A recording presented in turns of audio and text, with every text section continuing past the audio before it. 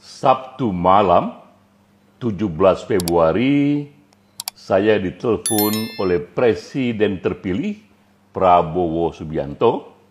Santai saja kami bercakap-cakap lewat handphone, 10 menit kira-kira, lalu ia mengutip satu kalimat saya ketika kami jumpa pertama kali di tahun 2023, setelah lama tak jumpa. Kata Prabowo, "Den, gue inget kata-kata elu waktu lu bilang, Pak, saya tak ingin membantu capres yang akan kalah."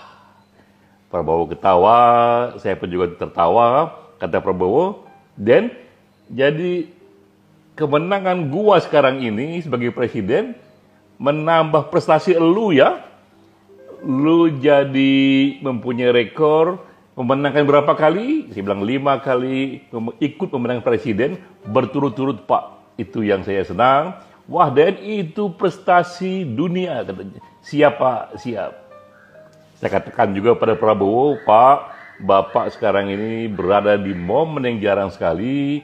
20 tahun lagi kita menuju 2045. Ini momen Bapak untuk ikut mengantar Indonesia menjadi negara keempat paling kuat secara ekonomi di dunia, sebagaimana yang diprediksi oleh berbagai lembaga ekonomi. Mengapa saya membantu Prabowo untuk menjadi presiden di tahun 2024 sebagai konsultan politik? Why? Saya mulai dengan urutannya. Ini tanggal 5 Mei 2023 ketika saya pertama kali jumpa dengan Prabowo dan bersepakat untuk membuat program agar ia terpilih menjadi presiden Indonesia. Data kedua, 10 hari kemudian saya kumpulkan teman-teman di LSI untuk memulai satu perjalanan panjang kembali bertarung di pemilu presiden. Untuk juga bagi kita sendiri, bagi LSI sendiri, ini satu pencapaian memenangkan 5 kali presiden berturut-turut. Dan di LSI sendiri ada 2 divisi di sana, ini yang jarang publik ketahui. Ada divisi lembaga survei. Kepentingan survei ini tak lain dan tak bukan memberikan data seakurat mungkin. Tak penting siapa yang menang, siapa yang kalah, karena kewajiban lembaga survei memberikan data seakurat mungkin. Itu juga ada divisi kedua, yaitu konsultan politik. Divisi ini kepentingannya adalah memenangkan pertarungan, karena ketika capres datang untuk bekerja sama, rasa terima kasih kita padanya, karena kepercayaannya kita balas dengan memenangkannya. Maka ada 5 alasan mengapa akhirnya saya memilih mendukung Prabowo pada Pilpres 2024 ini. Pertama adalah bahwa Prabowo punya kemungkinan menang paling besar. Simpel saja saya melihatnya, saya sudah punya insting.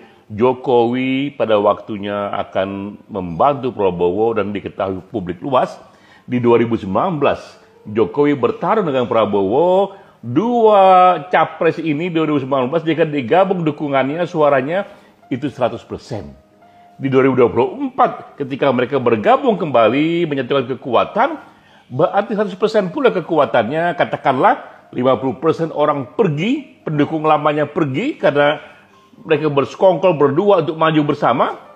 Toh masih ada 50% lagi pendukungnya yang tersisa, dan itu pun sudah besar sekali kemungkinannya untuk menang.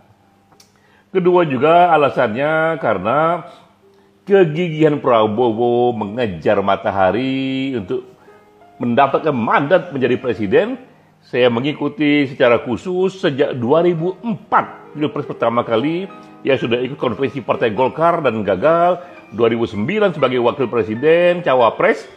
2014, 2019 sebagai capres, dan selalu kalah, dan ikut lagi di tahun 2024. Pastilah menurut saya ia menyimpan satu energi besar sekali, ingin melakukan sesuatu bagi negerinya.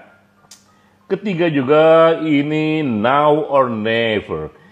2024 ini menjadi tahun terakhir baginya untuk ikut pilpres dan menang. Jika kalah, maka tak ada lagi momen yang bisa ia ikuti karena mungkin juga masalah usia. Saya ingat sekali waktu jumpa Prabowo Subianto pertama kali, saya nyanyikan lagu itu, Pak. It's now or never. Ini lagu Elvis Presley yang juga berlaku untuk Bapak. Kalau Bapak ingin presiden, sekarang Pak. Harus menang 2024 sekarang. Jika tidak, ia menjadi never. Ketiga juga, keempat yang membuat saya juga memilih mendukung Prabowo adalah ia pemimpin konsensus yang memiliki karakter leadership yang memang dibutuhkan di negeri ini, kemampuannya mengubah lawan menjadi kawan, mengubah penentang menjadi pendukung. Kita lihat contoh banyak sekali, jenderal, aktivis, dan tokoh-tokoh yang tadinya menentangnya tiba-tiba berubah menjadi pendukungnya. Dan kelima yang juga paling penting di sini adalah visionnya. Ia punya visi, ingin sekali sejak lama mengatakan Indonesia harus menjadi macan Asia, juga menuju Indonesia Emas 2045. Begitu kuat keinginannya membawa Indonesia menjadi negara besar di Asia, bahkan di dunia. Dengan passion sekuat itu, maka banyak hal akan menjadi mudah, tinggal dibantu saja oleh kemampuan teknokratis para pembantunya untuk mencapai cita-cita ini. Ini prinsipnya bahwa saya ikut memberi gagasan positif, mendukungnya ketika benar, tapi juga nanti ikut menyapanya ketika salah. Itulah teman sejati, teman yang mendukung ketika benar, juga menyapa ketika salah. Demikian Ekspresi Data bersama saya, Denny J.A.